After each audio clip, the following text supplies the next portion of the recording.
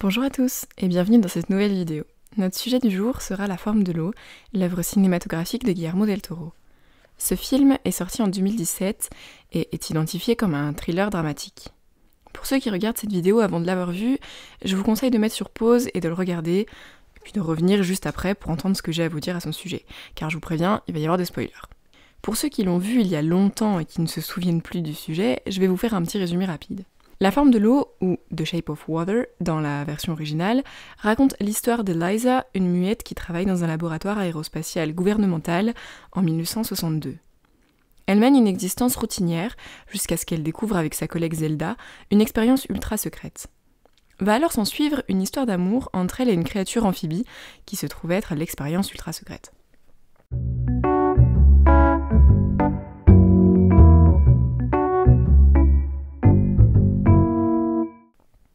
Ce film a fait couler beaucoup d'encre, notamment à cause de l'histoire érotico-sentimentale entre Eliza et la créature. Mais je ne vais pas aborder ces thèmes. Cette vidéo est là pour se concentrer sur la couleur dans le film, car si vous avez fait un peu attention, il est impossible que vous ayez raté le travail fait sur la photographie, élément toujours très soigné chez Del Toro. Dès le début du film, l'eau est là. Nous plongeons dans un couloir, comme si nous visitions un aquarium. Nous savons d'ores et déjà que nous allons découvrir une histoire fantastique, mais malgré tout bien réelle, comme nous le précise le narrateur. Et on continue de flotter tout au long du film. Nous sommes en 1962, et les mouvements lents accentués par l'époque vintage, avec le vendeur de tartes et la télévision en noir et blanc, mettent encore plus de force dans les instants de violence. Le film est donc énormément centré sur nos sensations, et la couleur participe à nous faire ressentir tout un panel d'émotions. On se rend même compte en y réfléchissant que si le film avait été muet, nous aurions tout de même pu comprendre l'enjeu de l'histoire. Le camailleux de vert est l'ensemble des couleurs le plus présent. C'est ce qui nous donne une impression aqueuse à l'image. Tout semble être sous l'eau, ou du moins, tout semble l'avoir été. En plus de l'appartement de Eliza et de Gil, tous les détails du film sont verts. La lumière, les bus, les ballons du voisin de banc d'Eliza, même les affiches publicitaires dans le restaurant de tartes est vert, alors qu'elles vendent des tartes orange et bleues d'ailleurs. Même verbalement, le vert est présent. Le patron de Gil lui dit alors qu'il amène son affiche « c'est l'avenir, le vert ». Et on comprend pourquoi. Le vert, c'est la banalité, c'est le décor. On ne fait plus attention au vert. Les tartes fluo ne nous choquent pas, le fait que tout le monde porte du vert ne nous choque pas. La créature ne nous choque pas non plus. Elle est absorbée par les couleurs du décor. Mais le vert, bien que banalisé, est aussi extrêmement révélateur. Le personnage de Strickland, par exemple, qui, comme tous les employés autres que les femmes ne portent pas de vert, fait tout pour ne pas être absorbé par le vert qui l'entoure. Seulement, il est vert. Et il a beau faire tous les efforts du monde, il se fait toujours rattraper par cette couleur. En effet, on comprend assez vite que Strickland fait partie des gens ordinaires. Il a donné sa vie à son travail pour en arriver là où il en est, et il fera tout ce qu'il pourra pour rester au niveau social qu'il est parvenu à atteindre et devenir quelqu'un d'important, un héros de l'Amérique. Mais plusieurs détails nous prouvent qu'il n'atteindra jamais son but. Tout d'abord, ces bonbons qu'il dévore tous les jours. Ils sont verts, d'un vert fluo, comme la Charlotte en gelée que représente Gil sur son panneau publicitaire. Et s'ils sont de la même couleur, c'est pour une bonne raison. Ils sont tous deux destinés à la même catégorie de personnes, les gens banals, du quotidien. Or, c'est de ce milieu qu'il provient. Il finit même par le dire clairement. S'il aime tant ses bonbons, c'est parce que c'est ceux qu'il mangeait lorsqu'il était enfant. Il précise même que ce sont les moins chers, mais que même lorsqu'il avait les moyens de s'acheter de meilleurs bonbons, il continuait de préférer ceux-là. On comprend alors que rien n'arrivera à l'arracher de son milieu originel. La seconde preuve est sa voiture. Sa voiture le représente, elle est la métaphore de sa vie. Lorsqu'il l'achète, le vendeur lui affirme « Elle n'est pas verte, elle est sarcelle ». Et il n'hésite alors pas un seul instant pour l'acheter. Mais sa voiture est verte, elle l'a toujours été, et le sera toujours. Il est le seul à ne pas la voir verte. Il la voit différente. Pourtant, tout comme son origine, la couleur de la voiture crève les yeux. Elle est d'ailleurs tellement lui que lorsque la créature s'enfuit, elle est endommagée, tout comme la carrière de Strickland. Strickland est donc un homme qui tente vainement de gravir les échelons alors que tout le tire vers le bas. Il habite dans une zone pavillonnaire et sa maison est identique à toutes les autres. Même forme, même disposition, même couleur. Sauf l'intérieur. Dans ce film, le jaune est une couleur très significative. Si l'on fait attention, on s'aperçoit qu'elle est affiliée à une personne en particulier, Strickland.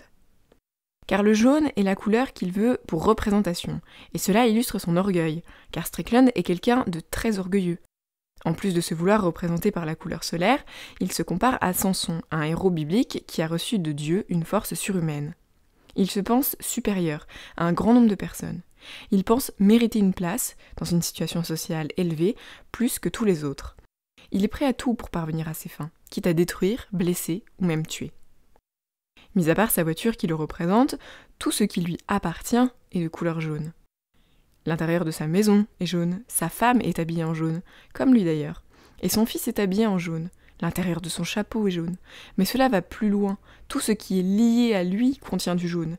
La preuve en est par le téléphone de Zelda. Lorsqu'elle appelle Eliza pour l'avertir du danger qu'elle encourt, elle utilise un téléphone jaune, seule couleur de tout son appartement. Pour en revenir à sa famille, il a la famille rêvée pour tous les Américains. Une jolie femme, à l'image des ménagères idéalisées dans les publicités de cette époque, un garçon et une fille. Bien que l'on comprenne assez vite qu'elle ait assez peu d'importance pour lui, en effet, ils ne parlent pas ensemble, contrairement à son fils, mais surtout, elle ne porte jamais de jaune, elle est toujours en vert. En fait, il est la définition parfaite de l'American Dream. On aura cependant remarqué une autre trace de jaune, un jaune différent de celui de Strickland, qui reste, malgré ses efforts, porteur d'une pointe de vert. Un jaune vif, un jaune qui rime avec trahison. En effet, Dimitri, l'espion russe, se rend dans un lieu bien particulier pour rencontrer ses camarades, et dans ce lieu, sur sa gauche, se trouve une porte d'un jaune éblouissant. Enfin, la dernière couleur mise en avant dans ce film se trouve être le rouge. Et il a plusieurs significations. Tout d'abord, lorsqu'on le voit pour la première fois, il représente la violence, la douleur. La première fois que l'on voit du rouge, c'est lorsque Strickland quitte les toilettes. La tache de sang laissée par le taser dont il est si fier interpelle d'ailleurs Eliza, et c'est ce qui la poussera à se rendre dans la salle du laboratoire. Ce qui nous conduit à sa deuxième symbolique, l'amour. Rouge comme le pudding en gelée original du dessin de Gill, un homme trop romantique pour comprendre que la famille doit être moderne grâce à ce gâteau et non pas heureuse de s'aimer.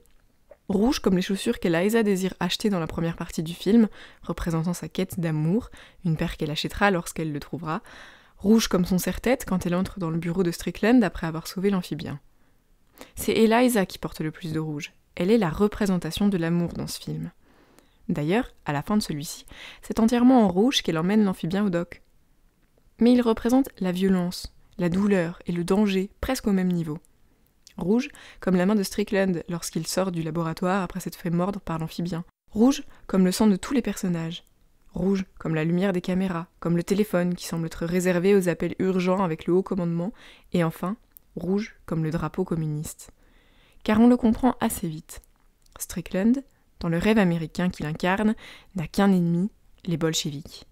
Il leur donne même un surnom qui en dit long, les rouges. Le rouge représente donc deux valeurs opposées, l'amour et la violence. Ce film se base, comme je le disais tout à l'heure, sur la couleur pour nous assister dans la compréhension des différents personnages et événements. La couleur est utilisée ici comme un langage. Elle nous permet de comprendre ce monde à la fois proche et distant du nôtre. Car si l'on reconnaît les années 60 avec leurs préoccupations, la conquête de l'espace, la guerre froide et l'espionnage, tout nous semble être figé comme dans un aquarium. Le film m'a laissé une impression de flottement, comme si rien ne pouvait être différent. Ces inspirations, dont la valse d'Amélie Poulain fait incontestablement partie, nous englobent dans une sensation de lieu connu, car même si tout est vert et semble avoir été inondé récemment, peu de choses nous semblent froides. Loin de là même, pour les appartements de Gill et Eliza qui semblent chauds et doux. Comme toujours, Guillermo del Toro s'est incrusté le fantastique dans un univers réel, prolongeant la complexité de ses personnages à travers la photographie. Voilà, cette vidéo touche à sa fin, j'espère vraiment qu'elle vous aura plu et aidé à comprendre un peu mieux ce chef-d'œuvre du cinéma. Je vous invite en tout cas à me dire ce que vous en avez pensé dans les commentaires, à vous abonner pour ne rater aucune de mes futures vidéos, et si vous ne voulez pas vous faire poursuivre par un américain aux doigts gangrénés, laissez un petit pouce bleu.